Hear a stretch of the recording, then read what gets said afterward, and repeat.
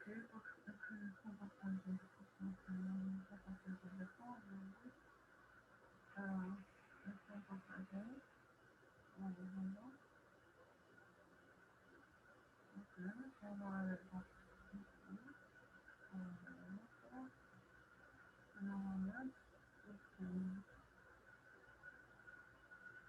Alors,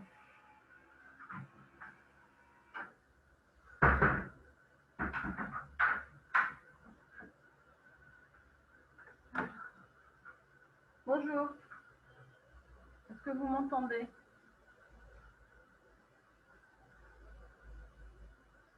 Alors, comment? Allô? Est-ce que vous m'entendez?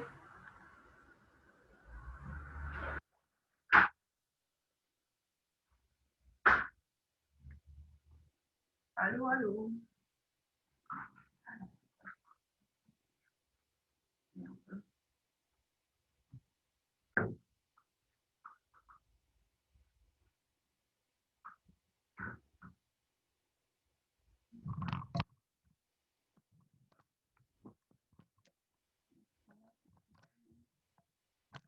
Vous m'entendez?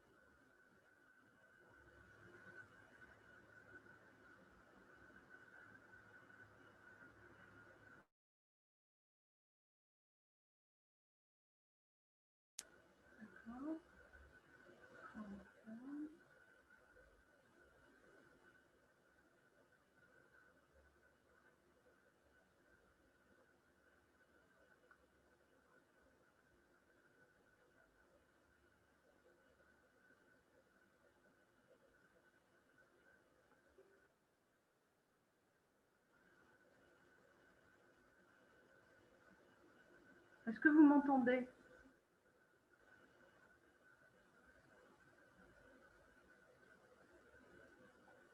Les enfants? Comment ça, machin? Moi,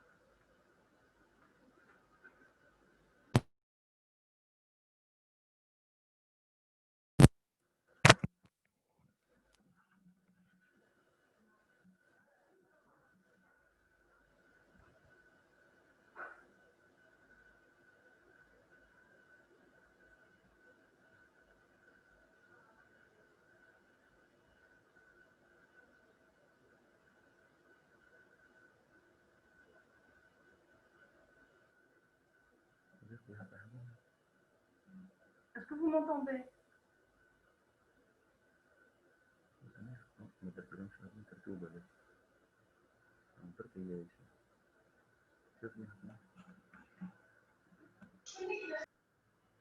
Est-ce que vous m'entendez? Oui. لازم هذا d'accord هذا الحبسه بركة donc هذا هو ok vous m'entendez? Oui. Oui. Voilà. Ah d'accord. وما نسمعش les questions تاعهم. لا لا ما راني فات نسمعهم خير. نسمعهم خير.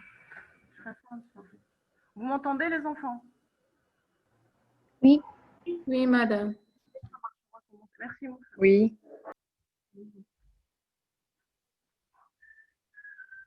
Alors, je suis désolée, c'est toujours des problèmes techniques. Bon, on a juste 1 minute de retard. Je suis là, ça fait une demi-heure que j'essaye. Alors, on va faire aujourd'hui 2 TD. Le premier TD, ce sera sur la radiographie du thorax, du normal au pathologique, et la deuxième sur la tuberculose. D'accord? Demain, vous aurez un TD avec le professeur Yacobi sur la BPCO et sur le cancer. Ok? Donc, c'est des TD qui ont été mis en ligne. Vous les avez vus sur la plateforme. C'était une question. Vous avez vu ces TD sur la plateforme? Oui, madame. Oui. Non. Oui. Non, pas encore. Pas encore. Ben, ça fait 2 mois et demi qu'ils sont sur la plateforme. Donc, vous auriez dû les voir avant le TD. Donc, toujours est-il, c'est que là, on va passer assez rapidement parce qu'on n'a que 3 quarts d'heure pour essayer d'éclaircir vos concepts, puisque vous avez les TD sous la main et vous allez les avoir à l'écran. On va essayer d'éclaircir ces concepts-là. Donc, on va commencer par la radiographie du thorax. Est-ce que quelqu'un parmi vous peut dire c'est quoi la radiographie du thorax? Alors, la radiographie du thorax, vous savez c'est comment ça marche? C'est une Oui, méthode. madame, pour les rayons X. Très bien. Donc, c'est l'émission de rayons X qui va être projetée sur un film transparent, sur un film, pas transparent, sur un film qui va être imprimé. Donc, cette radiographie du thorax, est-ce que vous en avez déjà vu? Oui. Très bien. Donc, vous avez déjà vu la radiographie du thorax. C'est un examen radiologique qui est assez fréquent. D'accord? Donc, comme vous l'avez dit, c'est basé sur l'utilisation des rayons X. La trajectoire de ces rayons X est en ligne droite, c'est pas oblique, c'est pas incurvé, c'est en ligne droite, d'accord, pour la radiographie du thorax. Et l'absorption, est-ce qu'elle va être la même en fonction des tissus? Donc forcément non, puisqu'en fonction de l'épaisseur des tissus et de la densité des tissus, l'absorption de ces rayons va être différente. L'os ne va pas absorber de la même façon que le muscle ou bien que le cœur qui est plein de sang, etc. On est d'accord? Donc, pour la radiographie du thorax, les deux incidences principales, c'est le face, donc radiographie thorax de face, comme ici. Vous voyez tous l'écran, vous avez le partage d'écran là. Oui. Et vous avez la radiographie du thorax de profil. OK? Ça marche. Donc, voilà comment on fait.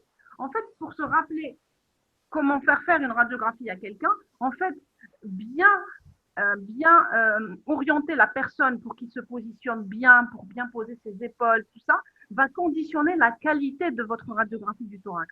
Et de cette qualité dépendra l'interprétation et les diagnostics que nous pourrons évoquer. Donc, vous voyez que ce patient-là, il est en position debout. C'est ce qui permet de dégager les organes, qu'ils soient moins tassés les uns sur les autres. C'est ce qui permet aussi donc d'améliorer donc la vision des différents organes sur la radiographie du thorax.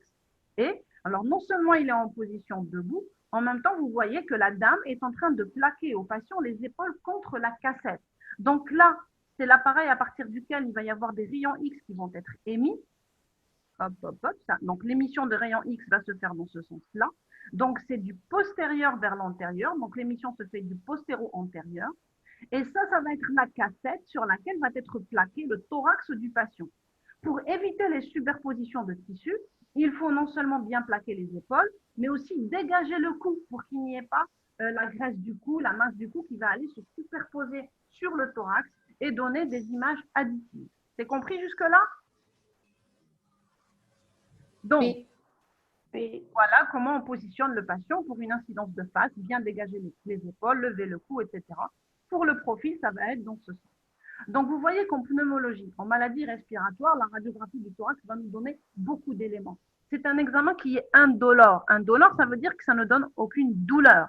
Mais ça ne veut pas dire pour autant que c'est un examen anodin. Parce que les anodins, ça veut dire sans risque, sans rien du tout qu'on peut faire à tout bout de champ. Non, parce que les rayons X, quand ils sont cumulés, ils ont des effets pathologiques qui peuvent être très importants. Donc, c'est un examen qui se réalise en position debout. On peut le faire en position demi-assise et même en décubitus dorsal quand le patient ne peut pas se tenir debout, mais la qualité est surtout le gage d'une position debout. L'incidence, on a vu que c'est de l'arrière vers l'avant. Après, on peut avoir d'autres incidences, mais les meilleures, c'est position debout, incidence postéro-antérieure, bien plaquer le patient, on imprime le film et ce qu'il faut retenir, c'est qu'il n'y a pas de contre-indication absolue.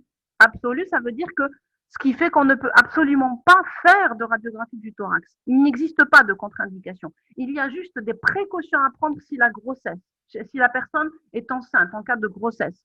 Si la personne est enceinte de moins de 6 mois, le fœtus n'est pas encore complètement fermé. Il y a des risques de malformation. Il y a un risque des rayons X qui vont avoir des effets sur le bébé. Donc, il faudrait le protéger. Et là, il existe des tabliers de plomb, tabliers de protection qui vont protéger le bébé, donc au niveau de l'abdomen, et pouvoir faire notre cliché au niveau thoracique. C'est clair? Donc, en fait, quand on fait une radio, c'est le thorax que vous voyez ici qui est plaqué, qui va être imprimé sur un film de cette façon-là. D'accord? Et vous voyez qu'en fonction de l'organe, les densités vont être différentes, c'est-à-dire que les couleurs vont être différentes. Donc, est-ce que vous connaissez le nombre de densités? Il est marqué devant vous, il y a 4 densités radiologiques. Est-ce que vous pouvez me les citer? Vous m'entendez? Oui. Alors, est-ce que vous connaissez une densité radiologique? Ici, La densité ici par exemple. hydrique, aérique. Bien. Ça, c'est une densité hydrique. Hydrique, c'est l'exemple même du cœur parce qu'il est plein de sang qui est un liquide. D'accord? Donc voilà, densité hydrique, c'est ici. Et ça, c'est quelle densité, ça? Ça. Calcique. Densité calcique. Calcique. Densité calcique, on appelle ça aussi densité osseuse. C'est l'os qui est riche en calcium qui va donner cet aspect calcifié. Donc c'est la densité calcique et la densité hydrique. Vous voyez que les deux sont blanches, mais le blanc est différent. D'accord? Après, vous avez ici, c'est du noir, c'est une densité Aérique. Aérique. Aérique. c'est de l'air. Le poumon est plein d'air, donc c'est une densité aérique. Il nous reste ici cette densité-là, qui est de couleur plutôt grise. C'est la densité, qu'est-ce qu'on a ici? Les parties molles. Graisseuse. Très bien. Donc, on a 4 densités, aérique, graisseuse, hydrique et calcique. Ça marche? Donc, vous le voyez ici sur votre cliché. Maintenant, qu'est-ce qu'on va explorer? Donc, quand on fait une radiographie du thorax, on a vu que c'était ça qui allait être imprimé sur un film. Donc, on va avoir une boîte, d'accord? Donc, c'est la boîte. Et il y a le contenu de la boîte. La boîte, elle va être représentée par quoi? Ce n'est pas un carton qu'on a, c'est une cage thoracique.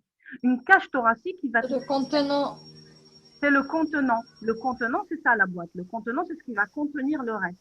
Donc, c'est la cage thoracique, c'est le cadre osseux, les parties molles, c'est tout ce qui va faire que cette boîte va bien tenir pour pouvoir contenir les organes qui sont à l'intérieur. Donc, on a le contenant. Et après le contenu, ça va être trachée et cœur et vaisseau, c'est ce qu'on appelle le médiastin. On va avoir les parenchymes pulmonaires et les îles pulmonaires, donc c'est au niveau des poumons, et on va avoir la plèvre, les plèvres qui vont être visibles. Ça, c'est dans le contenu. Donc, vous voyez, le contenant, c'est cadre osseux, partie molle, contenu, trachée cœur, donc médiastin, poumon et plèvre. On est d'accord? On passe? Jusque-là, c'est simple.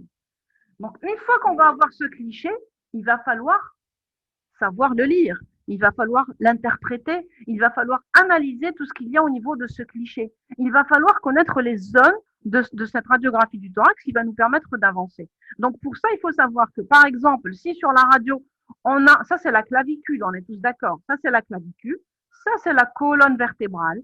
On sait que à droite, on a 3 lobes, une petite scissure, lobe supérieur, lobe inférieur et lobe moyen et le lobe inférieur ici. D'accord? Sauf que sur la radio de face, on ne voit que la petite scissure. Ce n'est que sur le profil qu'on verra cette scissure-là. Et à gauche, on a une seule scissure, mais elle est en pointillé parce qu'elle n'est pas visible sur une radiographie du thorax de face. Et on va avoir un lobe supérieur et un lobe inférieur. Donc, en fonction de ça, on va s'aider de nos organes que l'on connaît, la clavicule, la colonne vertébrale, la trachée qui passe par là, le cœur, d'accord, les diaphragmes, les îles, et on va pouvoir interpréter les différentes lésions. Si la lésion est ici, on va dire que c'est une lésion susclaviculaire. Si elle est en dessous, on va dire qu'elle est sous-claviculaire. Si elle est au milieu, on dit qu'elle est rétroclaviculaire. Si elle est en parallèle de cette crosse aortique, par exemple, ou de la trachée, on va dire paratrachéale ou para-aortique. Ici, on va dire para-hilaire ou médiothoracique, lobaire inférieur. Donc, c'est juste pour pouvoir nous orienter dans l'interprétation de notre radio. Donc, maintenant, c'est fait. On a reçu le patient. Oui. S'il vous plaît, je peux accepter les autres en salle d'attente. Je ne peux pas parce que vous êtes déjà 100. Et je crois que le Zoom accepte 100. J'ai déjà 100 participants. Ils ont tous été acceptés. C'est ça? Ils sont tous là, j'en ai 100. Je ne peux pas en rentrer plus. Non, 193. 93. Moi, 93. Moi, il y en a 100 qui sont affichés chez moi. Alors, comment on fait? Attendez. Arrêter, information, désactiver, masquer, partager, optimiser, contrôle à distance. Qu'est-ce que c'est? Accepter toutes les demandes automatiquement. C'est ça que je fais? On accepte. Uhum. Après, ça marche, ils sont rentrés ou pas? Nouveau partage, participants. Normalement, je les ai tous fait rentrer. Gérer les participants, c'est quoi ça? Alt U. Oui, alors Alt et U. Ben, ils sont tous là, hein. Je les ai tous acceptés théoriquement. Voilà. Admettre tout. Voilà, ils sont tous admis. Ça marche, on continue? Là, ils sont 96. Bon, on suit ou pas? Donc, vous avez reçu votre patient. Le patient, il vous a ramené une orientation où il y a écriture radiographique du thorax de face. Vous êtes le médecin de garde, par exemple, ou le médecin généraliste, ou le médecin traitant. Vous allez l'orienter pour faire sa radio. C'est vous qui avez fait cette prescription. Vous savez comment elle va se passer. Vous savez comment ça a été fait. Et maintenant, il vous la ramène pour que vous l'interprétiez. Donc, le monsieur vous ramène le cliché. Qu'est-ce que vous allez faire de ce cliché? La première étape, il vous ramène une radiographie du thorax dans une enveloppe. Qu'est-ce que vous allez faire? Première étape. Le nom, le prénom. Comment? Voir le nom, le prénom. Voir le nom et le prénom. D'accord, vous allez voir le nom et le prénom. Pourquoi faire? Le mettre sur un négatoscope. Pourquoi faire? Vous vérifiez le nom et le prénom. Pour ne pas tromper Très bien. avec notre malade. Vérifiez que c'est bien sa radio. Très bien. Maintenant, je vais vous dire, moi, je m'appelle Ratoui Feriel. D'accord? Alors, très souvent, parce que mon prénom s'écrit avec un Y, on m'a appelé Ratoui Faisal. Et on m'a écrit Ratoui Faisal, même dans les listes d'appels des étudiants. C'est souvent arrivé à cause du Y de mon prénom. Alors, je sais, moi, que je ne suis pas un homme. Du coup, vous, non seulement, alors peut-être que vous allez voir que sur le cliché, ils se sont trompés, qu'ils ont écrit Ratoui Faisal. D'accord? Comment faire? Il faut que vous sachiez reconnaître un cliché d'homme d'un cliché de femme. Si moi, je vous ramène mon cliché à moi et que sur le nom, il y a écrit celui d'un homme, est-ce que vous allez me dire non, non, non, c'est pas votre cliché? Comment vous pouvez savoir si c'est bien le mien? Enfin, si c'est bien le mien. Si en tout cas, c'est celui d'une femme. Qu'est-ce qui va vous permettre de faire cette différence déjà? C'est un truc simple, hein, très très simple. L'opacité des glandes mammaires. Très bien, vous allez rechercher voir s'il y a une opacité des glandes mammaires. Alors forcément, s'il y a des seins, ça doit être une femme. Après, on sait aussi que parfois des hommes peuvent avoir une gynécomastie où ça va être pathologique, mais souvent c'est unilatéral, etc.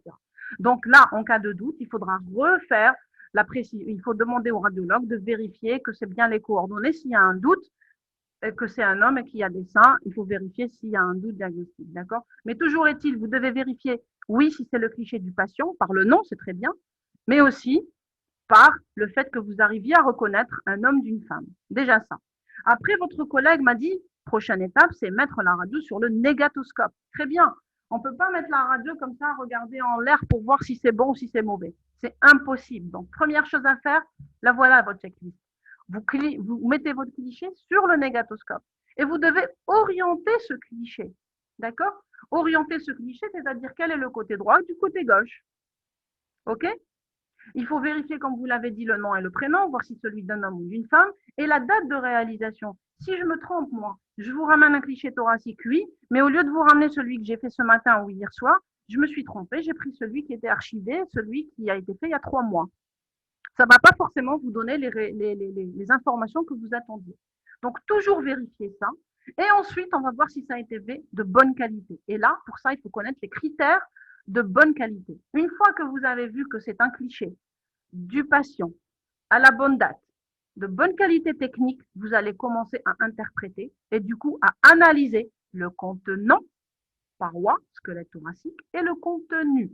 Ça marche? Donc, est-ce que vous savez ici, est-ce que c'est l'orientation, c'est celle-là la bonne orientation, ou bien c'est celle où il y a les flèches bleues?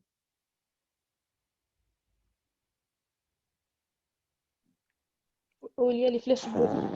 Les flèches bleues. Pourquoi? Qu'est-ce qui vous fait orienter selon les flèches du cœur. Très bien. Donc, il faut qu'on reconnaisse le côté gauche. Au côté gauche, il y a d'abord la pochère gastrique, elle est à gauche, forcément, l'estomac est à gauche. sauf exception quand on a un situs inversus.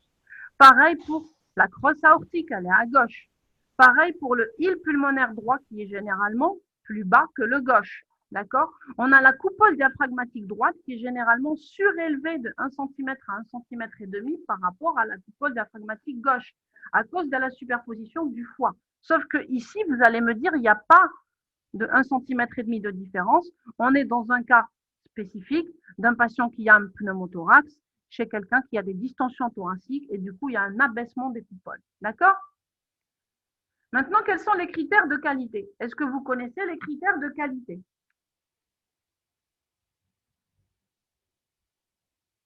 Bien pénétré. Très bien. Alors, il faut que votre cliché soit bien pénétré. Très bien, après. Bien pénétré, ça veut dire que je vais appuyer sur le bouton où il y a l'émission de rayon X qui va se faire de façon suffisante. Pas trop et pas trop peu. D'accord? Donc, bien pénétré. D'accord. Quoi d'autre? Deuxième critère. Deuxième critère. Visualisation de, J'entends pas. Deuxième critère. C'est quoi le deuxième critère? visualisation de 9 côtes antérieures. Alors, visualisation des côtes antérieures. Alors, c'est 6 arcs costaux, d'accord? Antérieurs, 9 arcs costaux postérieurs. Ça témoigne de quoi quand je vois ce nombre-là? Ça veut dire que la radiographie a été réalisée en Inspiration profonde. très bien, en inspiration profonde. Donc, le cliché, pour qu'il soit de bonne qualité, il faut qu'il soit bien pénétré. Il faut que ce soit fait en inspiration profonde. Donc, on doit demander à notre patient de faire une bonne inspiration et de bloquer la respiration. À ce moment-là, on appuie sur le bouton. D'accord? Troisième critère de qualité, ce sera lequel? Les omoplates dégagées. Les Bien clavicules. dégager les omoplates, parce que sinon, on va avoir les crêtes, les arêtes des omoplates qui vont aller se glisser à l'intérieur des parenchymes pulmonaires et on aura l'impression qu'il y a des lésions linéaires à l'intérieur, alors qu'en réalité, ce ne sont que les omoplates qui sont dans le champ de lecture des champs pulmonaires, du parenchyme pulmonaire. D'accord? Quatrième critère.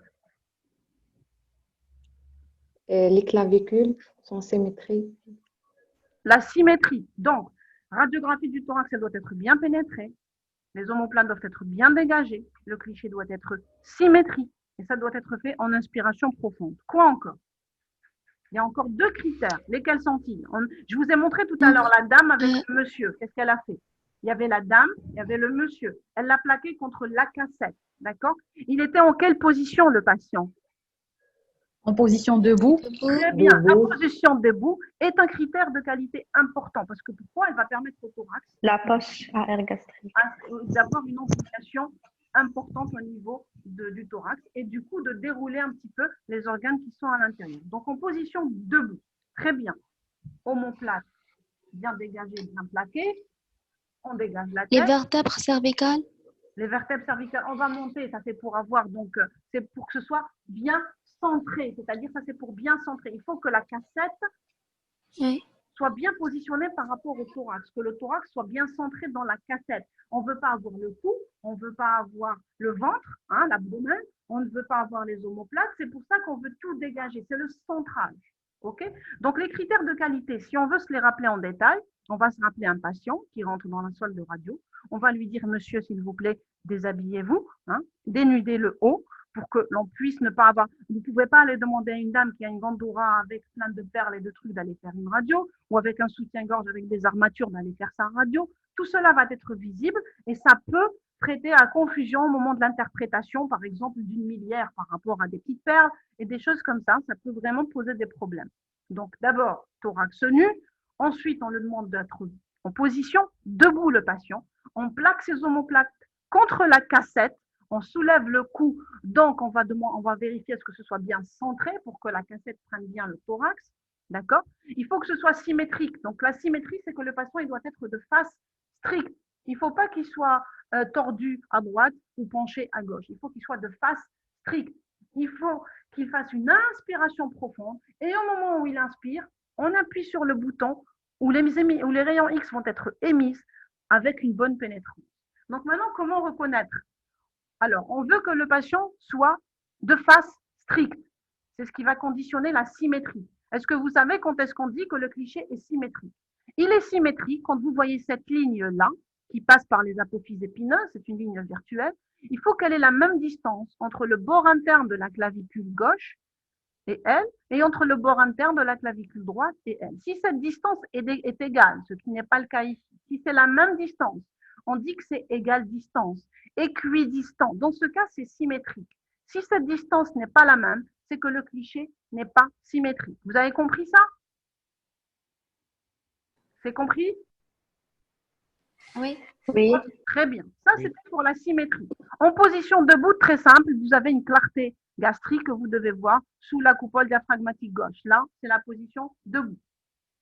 Troisième condition, inspiration profonde. Il faut voir les 6 arcs costaux antérieurs. Les 6 arcs costaux antérieurs, c'est ceux-là. N'oubliez pas que le cliché en fait en incidence postéro-antérieure. Et les arcs costaux postérieurs, c'est ceux-là. Il faut qu'il y ait 6 arcs costaux antérieurs ou 9 arcs costaux postérieurs pour dire que ça a été fait en inspiration profonde. Il faut bien dégager les omoplates. Les crêtes, les arêtes des omoplates doivent être à l'extérieur du thorax et non pas à l'intérieur, ce qui peut prêter à confusion. Vous voyez ici une ligne. S'il y a un problème au niveau du parenchyme, on sera gêné par cette ligne de l'omoplate. Et la pénétration va être jugée sur le nombre de vertèbres dorsales visibles. Si on voit les 4 premières vertèbres dorsales, c'est bien pénétré et qu'on ne voit pas les autres. Si on voit plus que les 4 premières vertèbres dorsales, c'est un cliché qui est trop pénétré. On a envoyé trop de rayons. Et si on en voit moins, il n'est pas assez pénétré. D'accord? C'est clair? Le centrage, c'est que les omoplates soient bien dégagées. C'est surtout que l'on voit les articulations acromioclaviculaires, les cul-de-sac costodiaphragmatiques. Il faut que cette cassette encadre bien notre thorax. Et on n'a pas besoin de prendre l'abdomen. Il faut s'arrêter sous les coupoles diaphragmatiques et les articulations acromioclaviculaires doivent être visibles et la base du cou. Voilà ce qui fait qu'on a un cliché bien centré. D'accord? Maintenant qu'on a vu que c'est qu'il y a de bons critères de qualité, donc c'est une radiographie de qualité, on va analyser le contenant et le contenu. Donc on voit de la boîte de l'extérieur vers l'intérieur. Donc on va rechercher, est-ce qu'il y a au niveau des parties molles des calcifications? On va s'intéresser au cursus claviculaire. On va rechercher, vous voyez ici qu'il y a des clartés noires, un trait noir. Ça, c'est des emphysèmes sous-cutanés. Si vous les palpez, vous allez sentir des crépitations sous les doigts, d'accord, au niveau de la peau du patient. Et sur le cliché, ça apparaît comme des clartés, parce que l'emphysème, c'est des bulles d'air qui ont éclaté, c'est des clartés que vous allez palper sous la peau, en sous-cutané. Vous allez vérifier la silhouette des seins chez une femme, non visible ici, c'est un homme. Vous devez vérifier si les apophyses épineuses sont alignées. Si elles ne sont pas alignées, peut-être qu'on a une colonne en S, c'est la scoliose, et sur un profil, on peut avoir ça, et ce sera l'aspect d'une kyphose. Donc, il faut toujours apprécier tout ça. Il faut vérifier les côtes. Est-ce qu'elles ont une bonne morphologie? Ou bien ici, regardez, on a l'impression qu'il y a des condensations au niveau des côtes. Donc, c'est quelqu'un qui a eu des fractures costales et qui se sont consolidées avec des calvicieux. Et ça, ce n'est pas une pathologie au niveau pulmonaire, c'est en rapport avec une lésion costale qu'il a eu au décours d'un accident, par exemple. Donc, il faut analyser tout ça. Il faut s'intéresser aussi dans le contenant aux coupoles diaphragmatiques. Est-ce qu'elle est bien surélevée par rapport à la droite? Est-ce qu'elle a une forme normale? Parfois, vous allez trouver des déformations au niveau des diaphragmes qui peuvent témoigner de certaines choses. Et puis, vous allez vous intéresser à la plèvre. La plèvre, normalement, quand vous vous y intéressez, c'est que vous devez voir que les cul-de-sac, ça c'est le cul-de-sac cardiophrénique droit, ça c'est les cul-de-sac costodiaphragmatiques.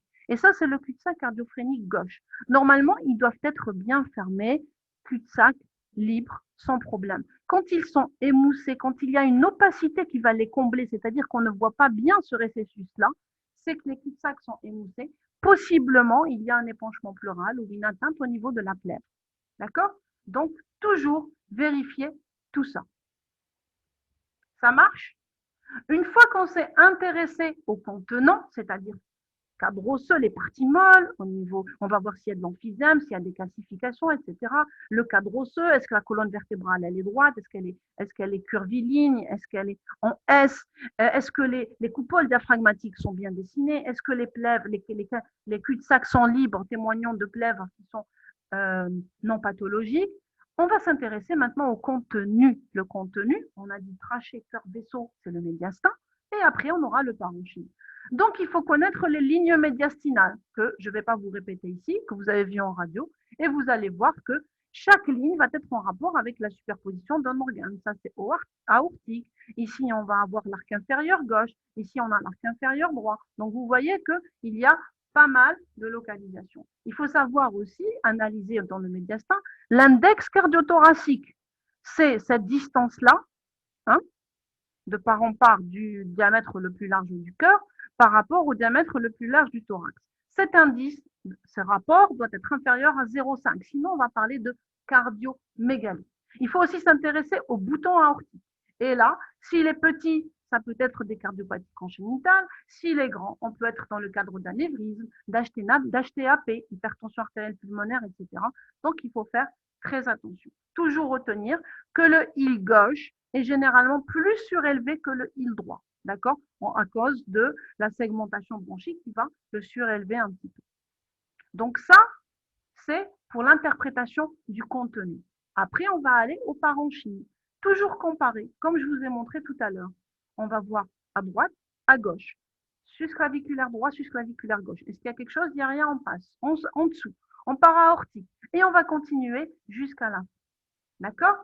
Donc, dans le pathologique, maintenant qu'on sait reconnaître une radiographie du thorax normale, on va aller vers le pathologique et on va voir les grands syndromes. On a le syndrome parenchymateux. Vous connaissez les différents syndromes qu'il y a, vous les avez faits. Vous pouvez me les citer, ils sont là devant vous. Le parenchymateux, c'est le parenchyme. Syndrome, c'est l'ensemble de symptômes qui touchent le parenchyme. Syndrome médiastinal, c'est l'ensemble de symptômes qui vont toucher le médiastin. Syndrome pleural, c'est l'ensemble de lésions ou de symptômes radiologiques qui vont être en rapport avec une atteinte au niveau des plèvres. Et le pariétal, c'est la paroi. Vous suivez jusque-là? Oui.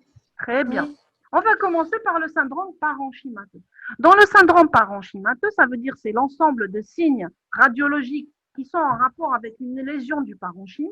On peut avoir soit un syndrome alvéolaire, soit un syndrome interstitiel.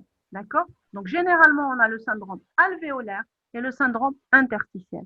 Le syndrome alvéolaire, vous allez voir, c'est surtout des opacités, de densité un petit peu hydrique parce qu'il y a un comblement des alvéoles. Il y a une inflammation au niveau des alvéoles. Qui dit inflammation dit congestion, œdème. Donc, ça va donner du liquide au niveau des alvéoles. Les alvéoles qui sont comblées, qui normalement sont pleines d'air, au lieu d'être noires, elles vont apparaître en blanc.